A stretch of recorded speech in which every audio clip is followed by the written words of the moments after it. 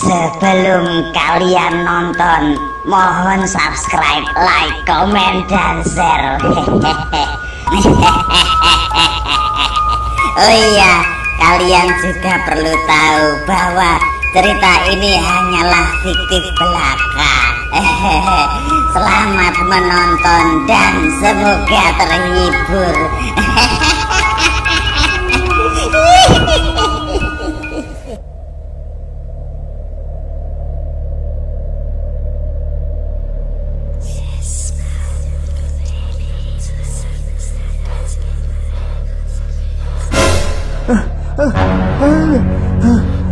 Sial, mimpi buruk lagi nih. Aduh, kenapa ya aku ini setiap malam susah tidur, giliran bisa tidur selalu saja mimpi buruk. Mimpi yang sangat buruk dan aneh.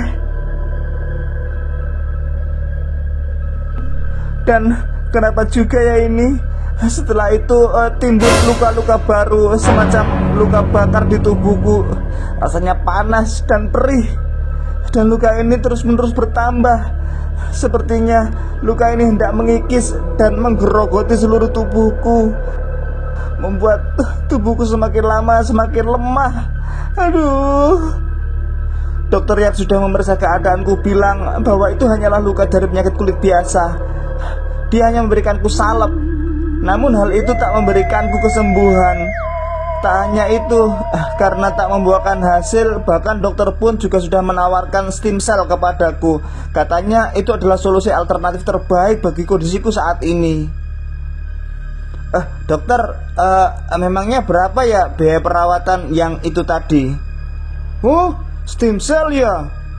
Iya dok, itu sih cuma 1 miliar. Waduh, 1 miliar dok. Wah, mahal banget. Kalau utang boleh nggak dok? Utang lato-latomu burik itu yang bayar cash dong. Nah, karena aku ini hanyalah seorang freelancer yang kerja kalau ada proyek saja, dan gaya hidupku yang memang buruk ya, gaya hidup yang suka berhura-hura kalau malam tiba, maka aku pun tak sanggup kalau harus mengikuti saran Pak Dokter itu.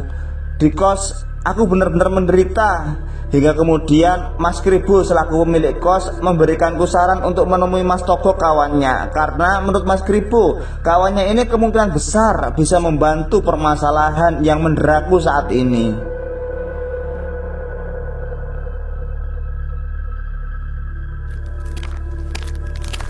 Hari itu aku pun menuju masjid di mana Mas Togok jadi takmir di tempat itu. Dan di sana kami pun sedikit mengobrol terkait masalah yang kuhadapi saat ini. Jadi begini Mas ceritanya.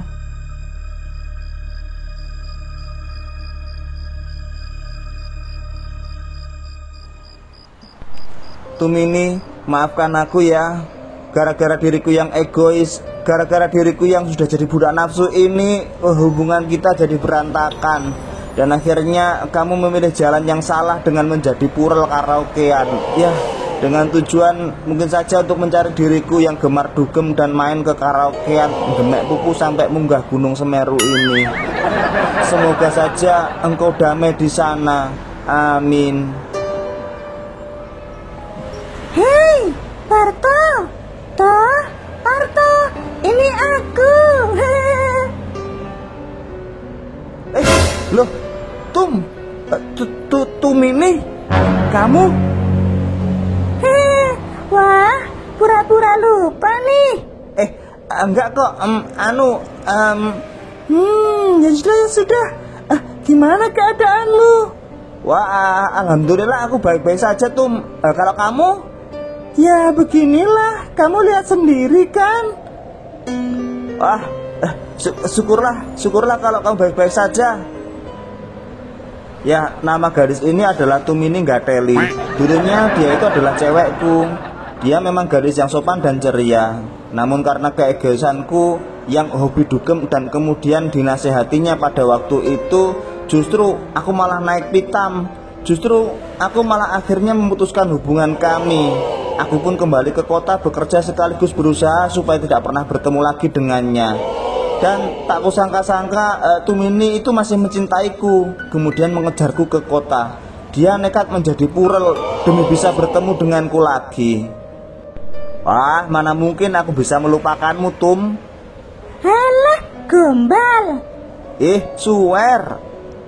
Tapi alhamdulillah ya. Buat apa? Kamu ternyata baik-baik saja. Kamu ternyata selamat dari kecelakaan di tempat kerjamu itu. Toh, Parto. Apa, Tum? Aku sudah sesuai dengan kriteriamu belum? Apa maksudnya ini? Jadi gini, Parto, aku melakukan semua ini demi bisa bertemu denganmu lagi dan memperbaiki hubungan kita, kayak gitu. Gimana ya, Tum? Gimana jawabanmu?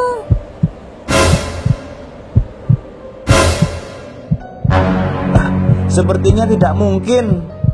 Maksudnya? Nggak mungkin aku bisa menolakmu. Nakal. Ya sudah, yuk kita singsong yuk. Di karaokean mana? Ya di tempat kerjaku lah. Oke lah kalau begitu.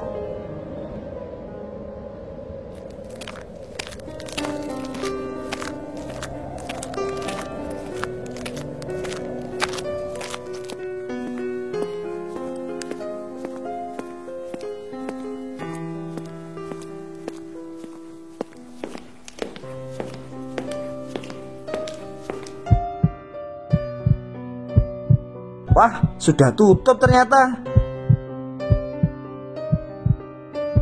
Tenang aja, aku punya akses masuknya kok. Wah, lah kok bisa kayak gitu? Lah, aku kan purel kesayangan bos. Oh, gitu ya? Lah iyalah. Piuh. Bim salah bim terbuka. Wah, mantap nih, kondisi sepi. Habis karaokean langsung main MMA ini. Terus, jantanmu nakal.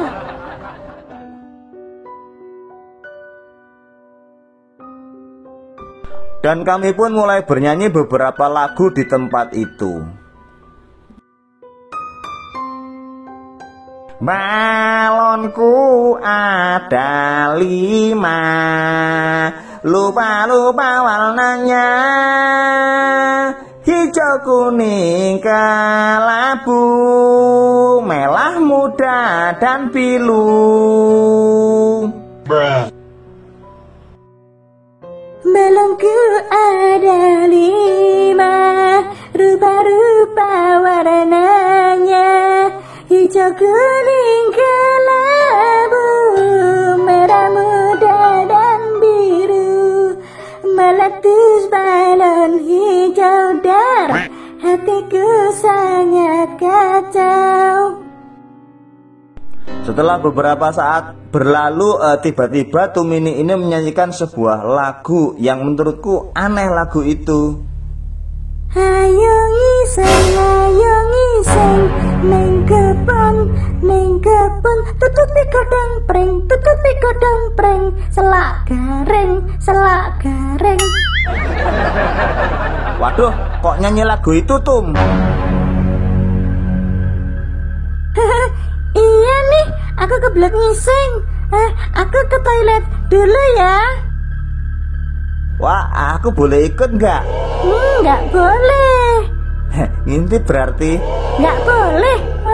Berani ngintip, awas kamu nanti tak lempar kopet kamu. Waduh, iya. Ampun.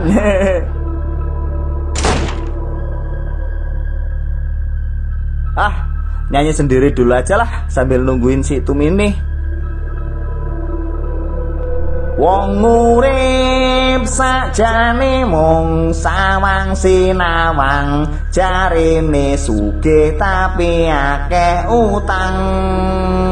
Wong kuwi aja sampe linglung karo Tuhan, yen kowe sampe linglung keplak pisan.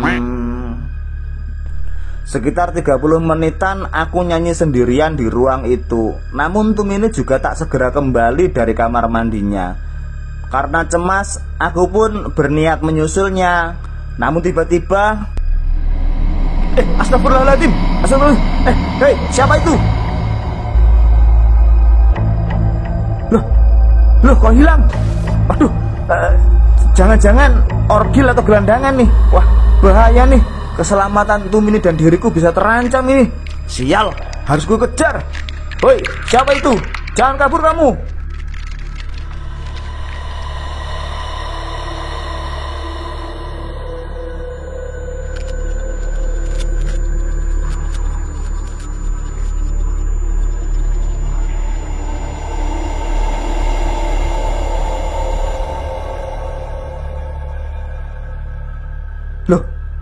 Loh, kok hilang? Waduh, cepet banget ya. Harus segera cek keadaan Tumini nih. Tumini.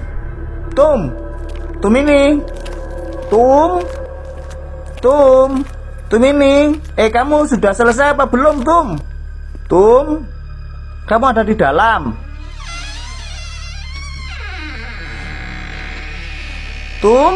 Loh, di kamar mandi kok nggak ada ya? Kemana ya dia? Aduh, pergi kemana sih? Kembali ke room tadi aja wes.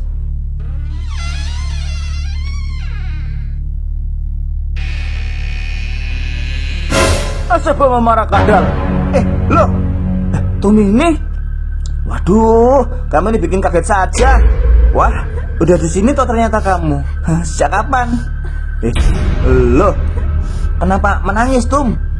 Ada apa? Apakah ada orang yang mengganggumu? Barusan itu ada orang aneh di luar. Kamu ketemu dengannya enggak? Loh, kamu ini kenapa? Kok diam aja? Toh, Parto, kamu nggak bakalan ninggalin aku lagi kan? Wah, ya nggak mungkin lah. Kamu harus janji akan selalu bersama denganku. Kamu harus janji pokoknya. Iya ya, Tum, aku janji dah. Terima kasih, Parto. Terima kasih.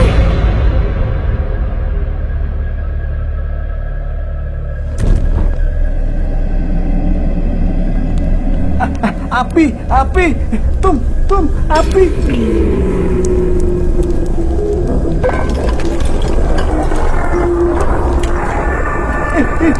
Api, tubuhmu terbakar, Tum. Lah, apinya banyak banget. Tum. Terima kasih, Parto. Terima kasih.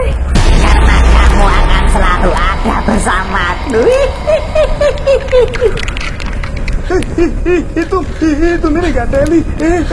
Waduh, ruangannya juga terbakar. Bagaimana ini? Aduh.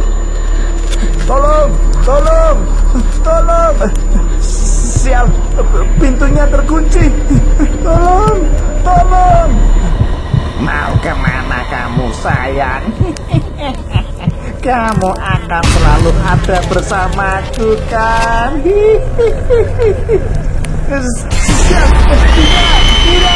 Tidak, panas.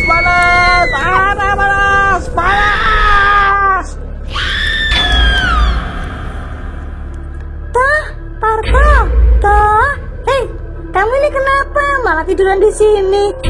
Kau lagi. Bangun.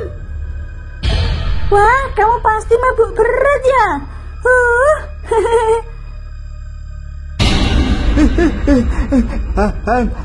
Hantu. Hantu apaan? Memangnya aku mirip hantu? Enggak, bukan gitu. Tempat ini enggak beres. Aku harus pergi. Loh, Parto, kemana kamu sayang? Aku harus pergi. Maafin aku, Tum. Aku harus pergi dari sini. Tidak, Parto. Kamu kan sudah janji. Dan aku senang karena kamu akan selalu bersamaku.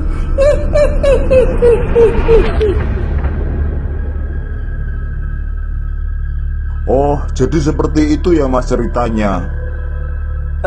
Iya Mas, tubuhku rasanya seperti terkena luka bakar akut nih. Gak tahu jenis penyakit kulit apa ini kok sampai separah ini. Selain itu, hampir tiap hari di jam-jam tertentu, semisal maghrib dan tengah malam, tubuhku terasa sangat panas Mas. Dan juga hari demi hari nafsu makanku terus berkurang drastis pokoknya. Gak enak banget pokoknya rasanya Mas. Masnya ngerasa aneh nggak? Maksudnya? Oh, di tempat ini masnya merasa agak baikan nggak? Iya Mas, sedikit lebih enakan di sini. Rasa sakitnya berkurang. Iya Mas, rasa sakitnya berkurang ketika saya masuk ke masjid ini. Aku bisa merasakan ada sesuatu yang mengikutimu Mas. Dan dia berhenti saat kamu mulai memasuki tempat ini.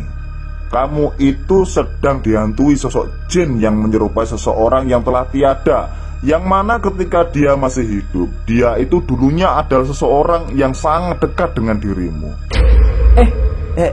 Begitu ya Mas ya? Jangan-jangan itu Tumini. Sudah. Siapapun dia, yang jelas dia bukan sosok yang kamu kenal sebelumnya. Dia itu adalah sosok lain yang menyerupai orang yang kamu kenal semasa dia masih hidup. Aku akan berusaha meruqyahmu Mas. Namun untuk masalah kesembuhan, semua itu kita serahkan kepada Allah Subhanahu wa taala. Dan saranku lebih baik kamu juga melakukan ruqyah mandiri di sini. Menginaplah di tempat ini Mas. Ikut beribadah bersama kami di sini, serta jauhi maksiat-maksiat yang sudah kamu lakukan sebelumnya, termasuk juga kebiasaanmu nenggak ciu, karaokean, dan juga dukem yang enggak berfaedah. Iya Mas, iya Mas, baiklah. Nah, dan semoga dengan begitu kamu lekas pulih dan sehat walafiat seperti sedia kala. Amin Mas. Amin ya Allah, amin. Seminggu lamanya aku selalu berada di masjid itu, mengikuti sholat berjamaah, membaca Al-Quran, dan mengikuti kegiatan ibadah lain-lain.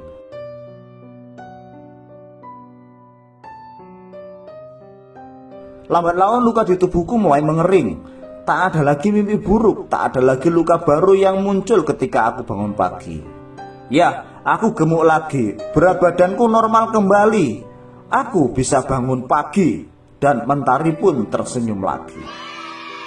Akhirnya aku pun berpamitan setelah tubuhku benar-benar sehat walafiat. Dan sebulan berlalu sejak saat itu, aku pun mulai lupa dengan segala pesan Mas Togok. Aku juga nggak bilang ke Mas Kribo kalau aku suka pulang malam itu karena kembali ke karaokean dan ke tempat dugem lagi. Tapi ya tentunya di tempat yang tidak sama ya, karena karaokean yang kukunjungi waktu itu memang bermasalah. Antara percaya dan nggak percaya, gara-gara tempat itu aku malah dihantui sosok gosong terbakar yang membuat aku menderita hampir sebulan lamanya. Ya, dan sebenarnya tempat yang kukunjungi waktu itu memanglah tempat yang telah lama tutup dan hanya menjadi puing-puing bangunan saja. Hal itu terjadi karena memang sebenarnya telah terjadi kebakaran hebat yang mengakibatkan banyak korban jiwa di tempat itu beberapa bulan sebelumnya. Dan jika memang benar ada sosok hantu yang menggangguku waktu itu dan membuatku menderita, tentulah itu adalah jin yang menyerupai mendiang Tumini, mantan pacarku yang kuhianati, dan saat ini dia sudah mati. Innalillahi wa inna ilaihi roji'un. Selamat tinggal Tumini, semoga engkau bahagia di sana.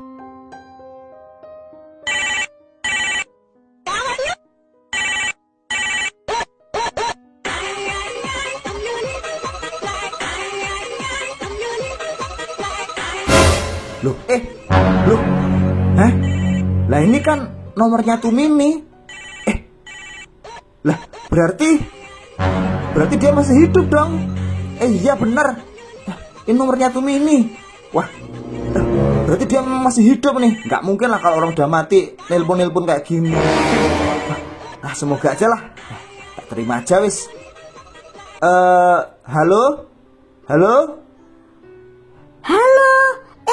Parto, kemana saja sih? Hubungi nggak bisa-bisa. Masa sih?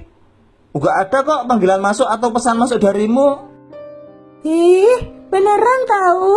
Udah lebih dari sebulan sejak pertemuan kita waktu itu, kamu gak bisa sama sekali kuhubungi. Hehehe, tapi kan sekarang sudah bisa toh. Iya, aku seneng banget karena kamu akan selalu ada bersamaku lagi.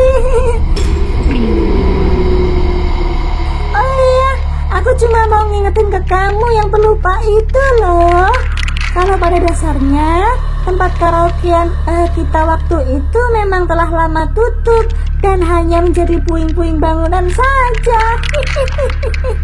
Hal itu terjadi karena sebenarnya beberapa bulan yang lalu memang telah terjadi kecelakaan hebat yang mengakibatkan banyak korban jiwa di tempat itu, termasuk juga diriku.